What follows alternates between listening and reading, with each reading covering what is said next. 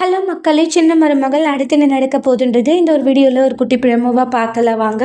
தமிழ் செல்விக்கு அவங்க friend call பண்ணுறாங்க. என்ன பண்ணலாம் அப்படின்னு சொல்லிட்டு இருக்காங்க. உடனே வந்து என்னை மன்னிச்சிடு, உன்னுடைய அப்பா வந்து என்னுடைய மாமனாரை ரொம்பவே வந்து வார்த்தையால் காயப்படுத்திட்டாங்க. அதனால என் மாமா ஹெல்ப் பண்ணக்கூடாதுன்னு சொல்லிட்டாங்க ஜெனிஃபர். என்னை மன்னிச்சிருன்றாங்க. உன்னுடைய கல்யாண விஷயத்தில் என்னால் ஹெல்ப் பண்ண முடியாதுன்னு சொல்லிட்டு தமிழ் ஃபோனை வச்சுருவாங்க. அப்போ அந்த பொண்ணு ஃபீல் ஆகுறாங்க. இது ஈஸ்வரி, அவங்களுடைய பொண்ணு ஐஸ்வர்யா, இது எல்லாருமே ஒட்டு கேட்டுட்டு இருப்பாங்க. உடனே போய் தமிழ் குளிக்க போயிருக்காரு. போய் ஃபோனை எடுத்துகிட்டு வாங்குவாங்க. உடனே அவங்க பொண்ணு ஃபோனை எடுத்துகிட்டு வந்துடுவாங்க. ஐஷு, நீ அந்த தமிழோடைய வாய்ஸில் பேசவில்லைன்றாங்க. அதெல்லாம் நல்லா பேசவனின்றாங்க. சரி, தமிழோடைய அப்பா கால் பண்ணி நான் சொல்கிற மாதிரி சொல்லணுவாங்க. சொல்லுமா தமிழ், ஃபோன் பண்ணியிருக்க அப்பா ஜெனிஃபருக்கு வந்து அவள் காதலிச்ச பையனோட கல்யாணம் பண்ணி வைக்கணும்ப்பான்றாங்க. இது உன் மாமனார் சம்மதிச்சிட்டாரா? ஆப்பா சம்மதிச்சிட்டாங்கன்றாங்க. அவர் தான் வந்து கல்யாணத்தை பண்ணியே வைக்கணும்னு சொல்லிட்டு ரொம்ப உறுதியே சொன்னாருன்றாங்க. எப்படியாச்சும் கல்யாணத்தை பண்ணும், சவால் விட்டு வந்திருக்குன்னு சொன்னாருப்பா பொண்ணு வீட்டு சைடுன்றாங்க.